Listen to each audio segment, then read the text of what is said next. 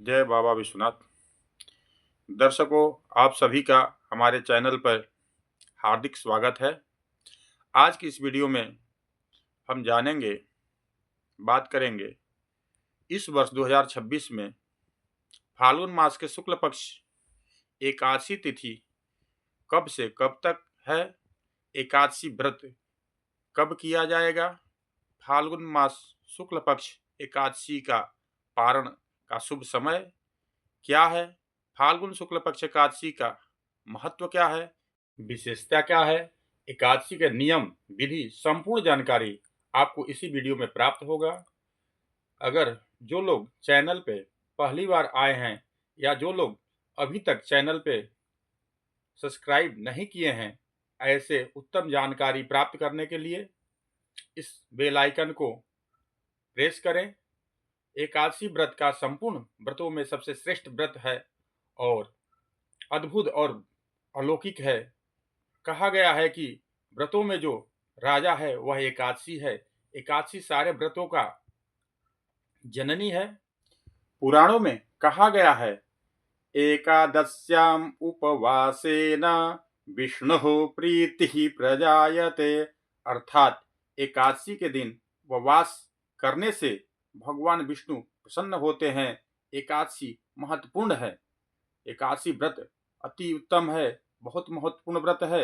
भगवान नारायण को प्रसन्न करने के लिए, भगवान की नारायण की प्रसन्नता के लिए, भगवान नारायण के सद्गति असीम अनुकंपा पाने के लिए, यह मोक्ष प्राप्ति के लिए, समस्त भौतिक सुख प्राप्त करने के लिए एकादशी व्रत सबसे उत्तम व्रत है। प्रत्येक व्यक्ति को अपने जीवन में एकादशी व्रत अवश्य करना चाहिए। किसी कवि ने सच ही कहा है कि काल करे सो आज कर, आज करे सो अब, पल में परलय होएगी, बहुरी करोगे कब। ऐसा ऐसा कहा गया है कि विचार करें कि अभी उम्र बहुत है, व्रत कर लेंगे, ऐसा अगर मन में सोच रहे हैं तो यह भाव उत्तम नहीं है। मैं इसीलिए बता रहा हूं कि आपके बाद यह दिल में छू जाए कि अभी से आप एकादशी व्रत शुभारंभ कर दीजिए। क्योंकि कवि का कहना है कि अगर आप केवल विचार करेंगे, जो कल करना है उसको आज ही करिए, अभी करिए। अगर ऐसा करते हैं तो आपके जीवन में कल्याण होगा। जीवन में एकादशी व्रत अवश्य करना चाहिए। एकादशी को लेकर विडंबना है, बड़ी अफवाह है कि एकादशी व्रत महिलाओं को नहीं करना चाहिए, एकादशी व्रत विधुर महिलाओं को नहीं करना चाहिए, एकादशी व्रत गृहस्थ को नहीं करना चाहिए। ऐसी लोगों की धारणा बन गई है। तमाम तरह की अफवाह हैं, तमाम तरह की भ्रांतियां हैं, परंतु ऐसा नहीं है। जो लोगों को चाहिए, लोग ये सोचते हैं केवल ये संतों के लिए एकादशी करना चाहिए, पंडितों को करना चाहिए, लेकिन एकादशी ऐसा नहीं। एकादशी सभी को, सदगृहस्थ सभी को करना चाहिए। बालक वृद्ध सभी एकादशी कर सकते हैं। एकादशी सभी के लिए है। यह व्रत भौतिक सुख कराता है, अंत में यह मोक्ष की प्राप्ति भी कराता है। इसलिए एकादशी व्रत अवश्य करना चाहिए। फाल्गुन मास के शुक्ल पक्षी एकादशी का नाम अमलकी एकादशी है। यह इतनी अद्भुत और इतनी अलौकिक एकादशी है। इस व्रत को करने से समस्त पाप नष्ट हो जाते हैं और इसका पुण्य 1000 गौ के दान करने के बराबर पुण्य फल प्राप्त होता है। इतनी बड़ी महत्ता इस अमलकी एकादशी का है। और अंत में जो जीव बैकुंठ लोक, भगवान विष्णु लोक को प्राप्त करता है, और साधारण एकादशी नहीं है। और एकादशी दोनों पक्षों का करना चाहिए, कृष्ण पक्ष और शुक्ल पक्ष की। लोग कहते हैं कि केवल एक ही पक्ष, शुक्ल पक्ष का ही एकादशी करना चाहिए, कृष्ण पक्ष की एकादशी नहीं करना चाहिए। ऐसा नहीं है। दोनों पक्ष की एकादशी का व्रत अवश्य करना चाहिए, क्योंकि दोनों पक्षों की अपनी अलग अलग विशेषता है। एकादशी अपना अलग अलग पुण्य एवं अलग अलग फल लिखा हुआ है, अलग अलग विशेषता बताई गई है। इसलिए वह एकादशी जो है, अपने पक्षों का एकादशी, दोनों पक्षों का एकादशी व्रत अवश्य करना चाहिए। एकादशी व्रत का नियम 3 दिनों का होता है, दशमी, एकादशी और द्वादशी। दशमी को शुद्ध सात्विक भोजन ग्रहण करना चाहिए, तामसिक भोजन नहीं ग्रहण करना चाहिए। दशमी से ही सोने से पहले अपने मुख को स्वच्छ अच्छे तरह से साफ करके सोना चाहिए। दशमी से ही ब्रह्मचर्य से व्रत करना चाहिए। एकादशी के दिन ब्रह्म मुहूर्त में ही उठ जाना चाहिए। गंगा जल से स्नान करना चाहिए। स्वच्छ साफ वस्त्र धारण करना चाहिए। हो सके तो पीला वस्त्र पहनना चाहिए, नहीं हो तो पीला गमछा लेकर ही पूजा मंदिर में प्रवेश करना चाहिए। अपने पूजा मंदिर में आसन पे विराजमान हो जाएं। पूजन की सामग्री अपने पास रख लें। भगवान के को प्रणाम करें, पृथ्वी माता को प्रणाम करें। फिर हाथ में जल पुष्प लेकर मन में एक संकल्प करना चाहिए कि हे भगवान नारायण, आपकी प्रसन्नता के लिए, आपको प्रसन्न करने के लिए, आपकी शरणागति पाने के लिए आज मैं फाल्गुन मास के शुक्ल पक्ष की आमल की एकादशी व्रत कर रहा हूँ या कर रही हूँ। भगवान हमें अपनी शक्ति, अपनी भक्ति, अपनी असीम अनुकंपा प्रदान करें। हमारे व्रत की रक्षा करना, ऐसा बोलकर हाथ में लिया हुआ पुष्प जल भगवान के पास छोड़ दें और भगवान का पूजन करें। साधारण पूजा में आंवले का वृक्ष और भगवान नारायण का विग्रह आवश्यक है।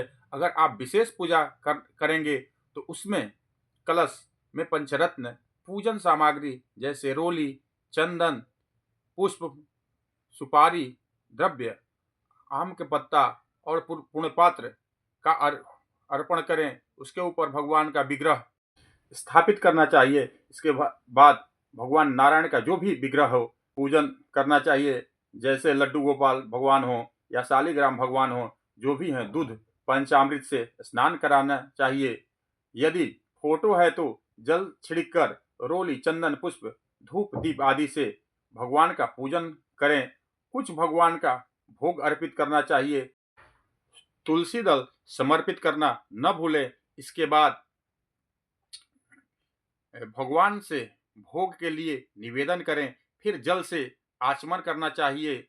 भगवान का सबसे प्रिय मंत्र है ओम नमो भगवते वासुदेवाय। कम से कम 108 बार जप करना चाहिए और एकादशी का कथा सुनना चाहिए। आप चाहें तो विष्णु सहस्त्र नाम या गीता का पाठ भी कर सकते हैं। फिर भगवान का आरती करें। आपका व्रत शुभारंभ हो जाता है। आप व्रत 3 तरह के होते हैं, निराजल, जल पीकर और फलहार।